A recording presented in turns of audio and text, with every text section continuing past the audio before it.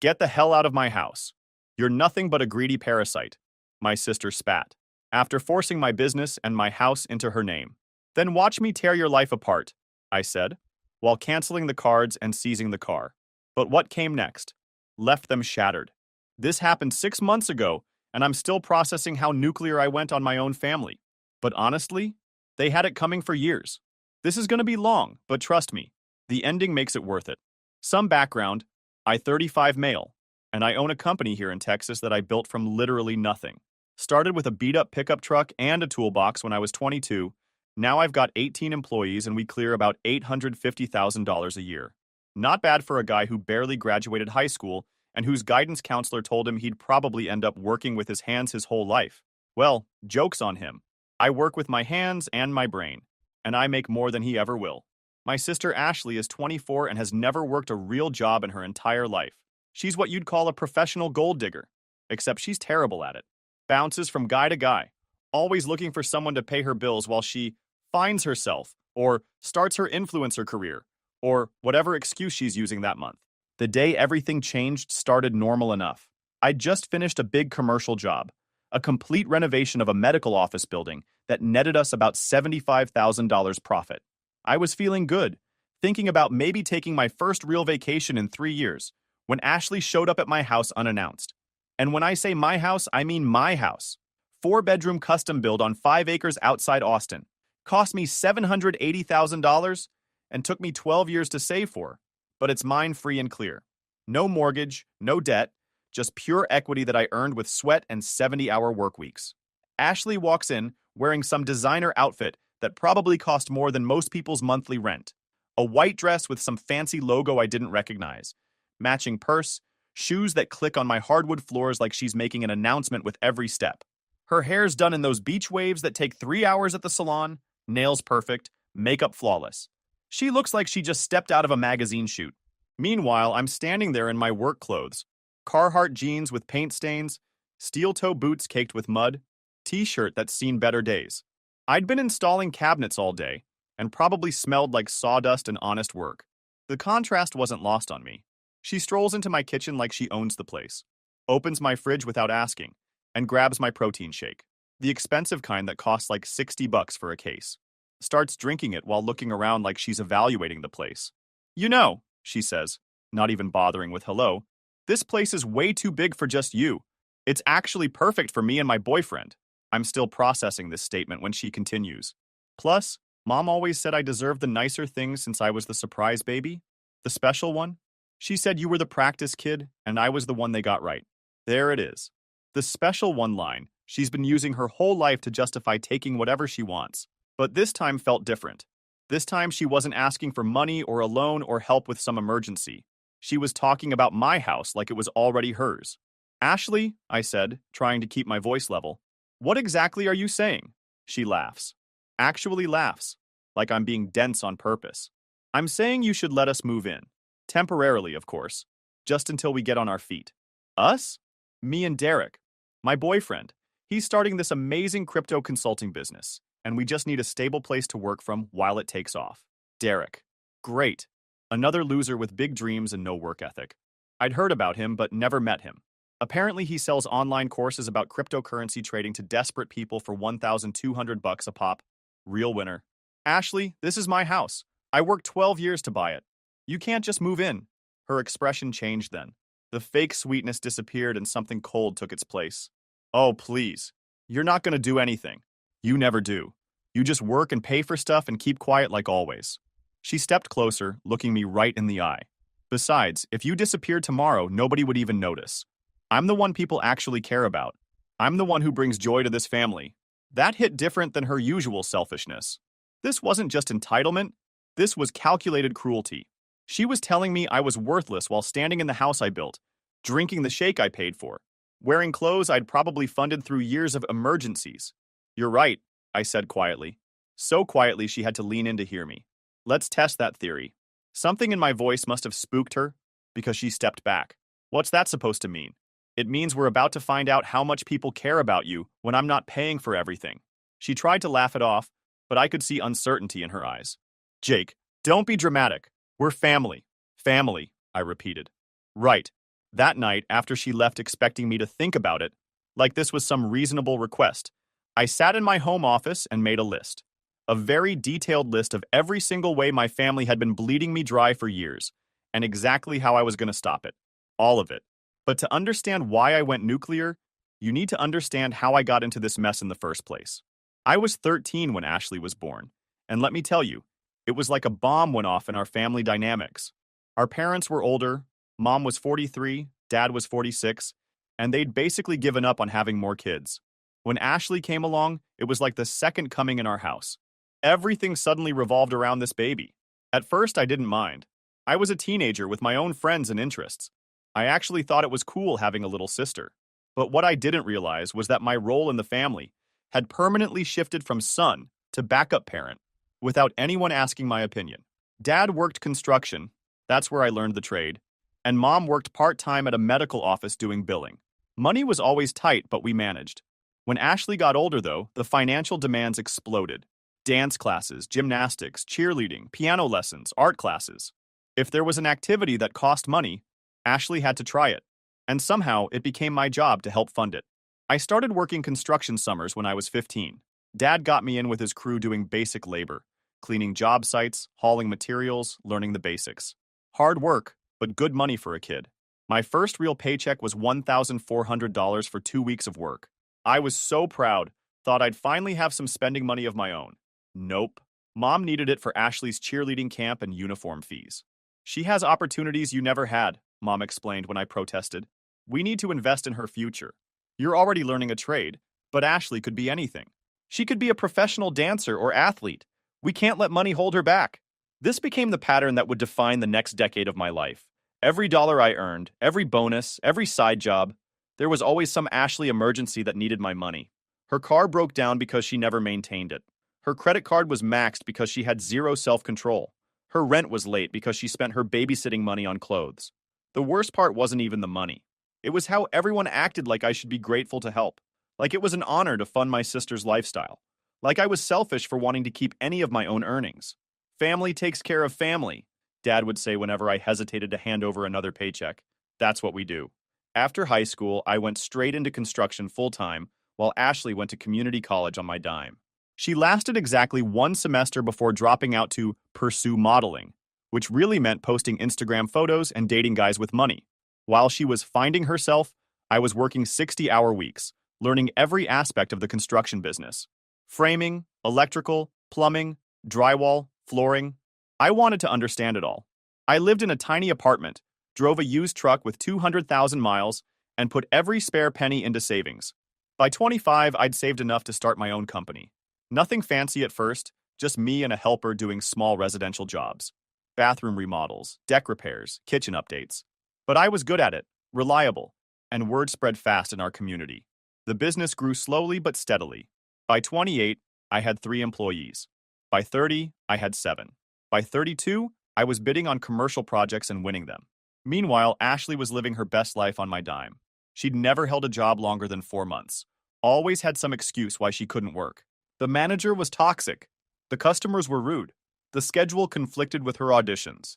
There was always a reason why every job was beneath her, or not right for her special talents. When I bought my first house at 29, a modest 3-bedroom starter home, Ashley's first comment was, "Oh, good. Now I have somewhere to stay when things don't work out with guys." She wasn't joking. Over the next 3 years, she temporarily stayed with me 6 different times. Each time was supposed to be a week or 2 while she got back on her feet. The longest stay was 2 months when her boyfriend at the time kicked her out for cheating on him. During these stays, she treated my house like a hotel. Never cleaned, never contributed to groceries, never offered to help with anything. Just slept until noon, used my Wi-Fi to post selfies, and complained that I didn't have cable TV because I was too cheap. When I finally saved enough to build my dream house, the one I live in now, I thought maybe things would change. Maybe seeing me succeed would motivate Ashley to get her act together.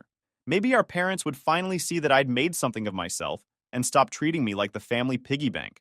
Instead, the demands just got bigger. Ashley's emergencies went from hundreds to thousands. Car payments for vehicles she couldn't afford. Credit card bills that made my stomach hurt to look at. Medical bills from cosmetic procedures she insisted were investments in her career. Rent for apartments way above her means in trendy parts of town, always with the same guilt trip. You're my big brother. You're supposed to take care of me. Family is supposed to help family. The breaking point should have been when she totaled her BMW, her third car accident in 18 months, and expected me to buy her a replacement. Or when she maxed out the credit card I'd stupidly co-signed for and left me with an $18,000 bill. Or when she moved in with some wannabe rapper and left mom and dad scrambling to cover her storage unit fees. But it wasn't. The breaking point was that day in my kitchen when she decided my house should be hers too. After Ashley's little speech about my house being perfect for her and Derek, I did something I should have done years ago. I started paying attention, really paying attention to what was happening with my money and my family. The first thing I did was pull financial records. 10 years of bank statements, credit card bills, cash withdrawals, payments I'd made on Ashley's behalf. I'm organized about business finances, and fortunately, that habit extended to personal stuff too. The number was staggering, $143,000. Over 10 years. That's more than most people make in 3 years, and I just handed it over to my sister like it was nothing. But money was just the beginning. I started really looking at Ashley's social media presence, and what I found made my blood boil. She'd been posting photos at my job sites, claiming to be overseeing operations and managing projects. Pictures of her in a hard hat and safety vest, my safety vest, with captions about growing the family business and expanding our construction empire. The girl who couldn't hammer a nail straight was telling the internet she was in construction management.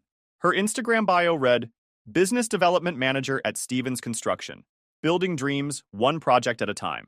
She had business cards made with our company logo and her fake title.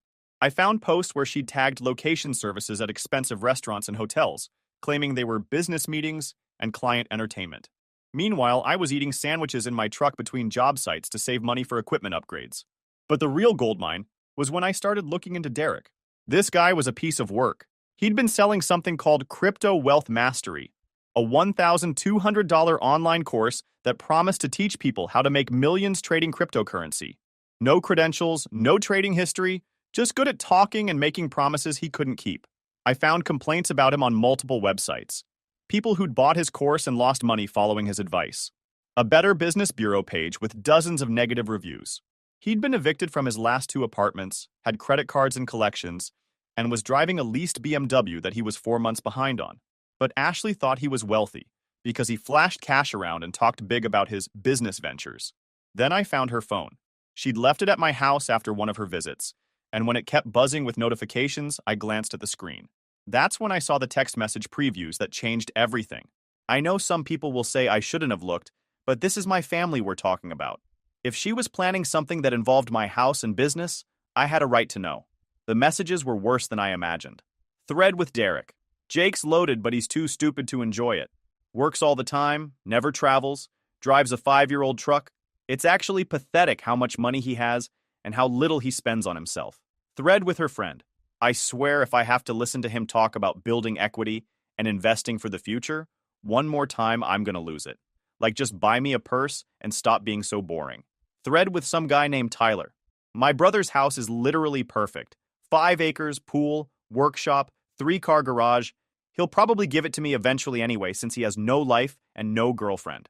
And the absolute worst one, to her friend Brittany, I figured out how to get everything. Derek thinks I'm rich already, so he's ready to propose. Once we're engaged, I'll convince Jake to let us move in temporarily, and then we'll just never leave. What's he gonna do? Kick out his pregnant sister? She was planning to fake a pregnancy to manipulate me into giving her my house. Reading those texts was like getting punched in the stomach by someone I'd trusted my whole life. This wasn't just typical Ashley selfishness or immaturity. This was a calculated long-term plan to take everything I'd worked for and hand it over to some scammer who thought he'd hit the jackpot. That's when I realized Ashley wasn't just spoiled or entitled. She was dangerous. And she'd been playing a game I didn't even know we were playing. Time to change the rules. Before I made any moves, I spent 3 weeks preparing. I'm a contractor. I don't start demo until I have detailed plans and all my materials ready. This was going to be the same methodical approach. First, I documented everything. Screenshots of Ashley's fake social media posts. Photos of her wearing my company gear and claiming to work for me. Records of every payment I'd made on her behalf. Bank statements showing her spending patterns. Credit reports showing her debt levels. I also started recording conversations. Texas is a one-party consent state, so as long as I was part of the conversation, I could legally record it. I got Ashley admitting she'd never actually worked for my company, that she didn't know anything about construction, and that she'd been lying to Derek about her role in my business. The recordings were gold. In one conversation, she laughed about how easy it was to get money from me because I was too guilty about being successful to say no. In another, she detailed her plan to move into my house and slowly take over until I just gave up and moved out. "He's not going to kick me out," she said to her friend on speakerphone while I recorded from my office. "He's too nice, and Mom and Dad would guilt him into letting me stay. Once I'm in, I'm in." Next, I protected my assets. I moved most of my business funds into accounts Ashley didn't know about, changed passwords on everything, updated my will and insurance beneficiaries. Previously, Ashley was set to inherit 40% of everything if something happened to me. Now she'd get exactly $1 and a letter explaining why. I also set up a new business structure, created an LLC that owned most of my equipment and held my major contracts. If Ashley tried any legal challenges later, she'd find that Jake Stevens owned a lot less than she thought. The final piece was gathering intelligence on Derek. I had my lawyer run a background check, completely legal since he was potentially going to be living on my property. The results were even worse than I expected. 3 evictions in 5 years, multiple judgments for unpaid debts, 2 different crypto businesses that had been shut down by state regulators. And here's the kicker. He was still married, separated but not divorced, from a woman in California who was suing him for $30,000 in community debt.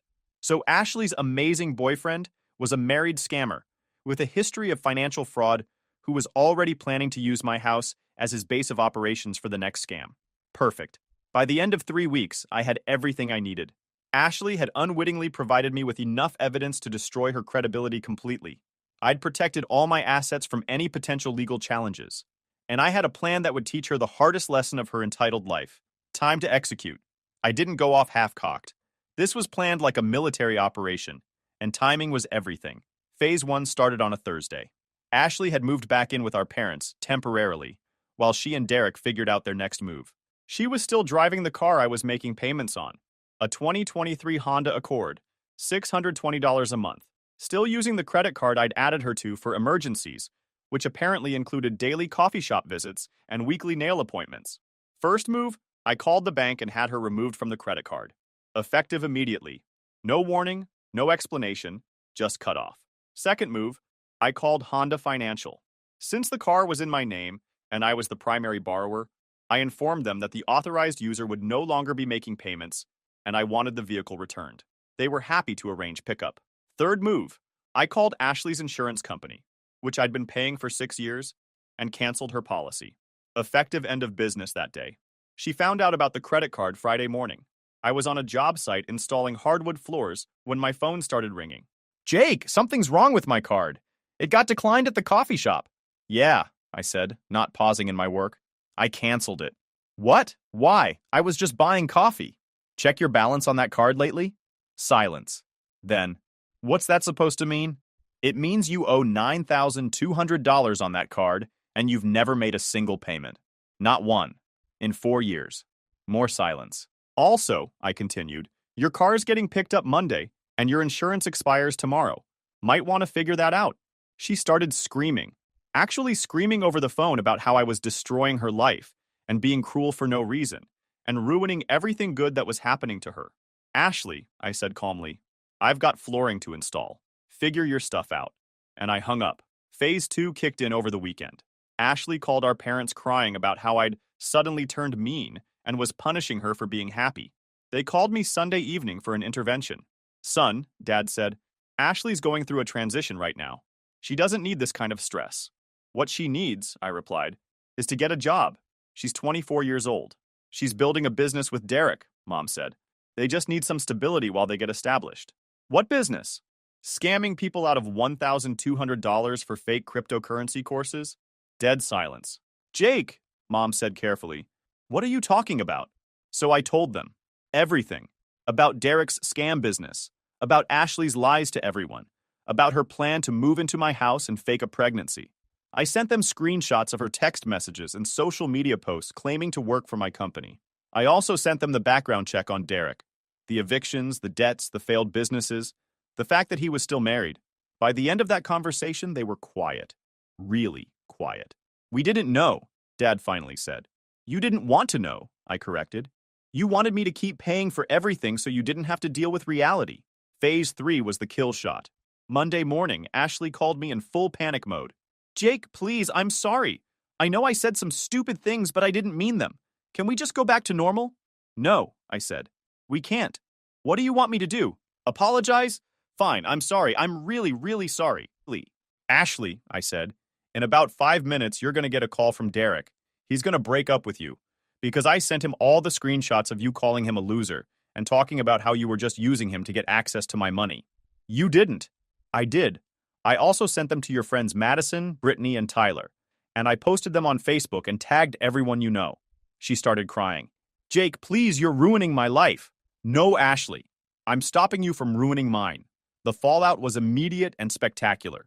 Derek dumped her within 30 minutes. Her friends stopped talking to her because they'd all been caught talking badly about each other.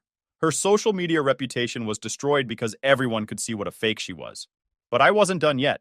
Over the next 2 months, Ashley's entire artificial life crumbled like a house of cards in a hurricane. First, she had to move back in with our parents full-time. Their house is a modest 3-bedroom ranch with 1 bathroom, and having a grown adult with no income and no prospects living there put strain on everyone. Without a car, she couldn't get around. Our parents both work full-time and couldn't drive her everywhere, so she was stuck taking buses or begging rides from the few friends who still talked to her. Most had dropped her after the text message revelations. With no credit card and no income, she couldn't maintain her lifestyle. No more daily Starbucks runs, no more shopping sprees, no more expensive salon visits. She actually had to shop at discount stores for the first time in her adult life, and she complained constantly about how humiliating it was. But the real meltdown came when she tried to get a job. Ashley had never worked anywhere longer than 4 months, and her resume was basically empty. She'd been lying for so long about working for my company that she couldn't use me as a reference. And when potential employers searched her name online, they found the Facebook posts exposing her lies and manipulation. She applied everywhere. Retail stores, restaurants, offices, anywhere that would hire someone with no experience. Nobody called back. The few interviews she got ended quickly when they asked about her work history, and she couldn't explain the gaps. Meanwhile, my life was better than ever. Without Ashley's constant financial emergencies draining my accounts, I had money to reinvest in the business. I bought new equipment, hired 3 more employees, and landed the biggest contract of my career, a $650,000 renovation project for a small office complex. I also started dating again. Met Sarah at a coffee shop near one of my job sites. She's a nurse practitioner, owns her own condo, pays her own bills, and has never once asked me how much money I make. It was amazing talking to a woman who saw me as a person instead of a potential paycheck. About 10 weeks after I cut Ashley off, she tried a different approach. She showed up at one of my job sites looking desperate and defeated.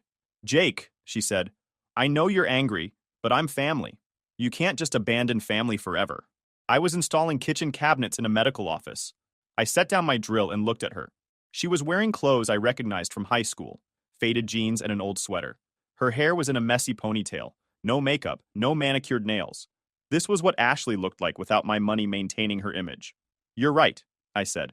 I can't abandon family, but I can stop enabling people who abuse my kindness. I'm not abusing anything. I just need help getting back on my feet. Ashley, you've never been on your feet. You've been on my wallet for 10 years. She started crying. I'm sorry, okay? I know I messed up. I know I said horrible things, but I'm learning my lesson. Can't you see that? The lesson, I said, is that actions have consequences. You spent years treating me like your personal bank account and talking trash about me behind my back. These are the consequences. So what? You're just going to watch me struggle forever? I looked at her for a long moment. She looked genuinely broken, maybe for the first time in her life. But I remembered those text messages, the fake pregnancy plan, the years of lies and manipulation. Ashley, you're 24 years old. You're healthy, you're smart when you want to be, and you have parents who love you. The only thing stopping you from succeeding is your own sense of entitlement. Figure it out. She left crying, but I felt nothing. No guilt, no sadness, no regret.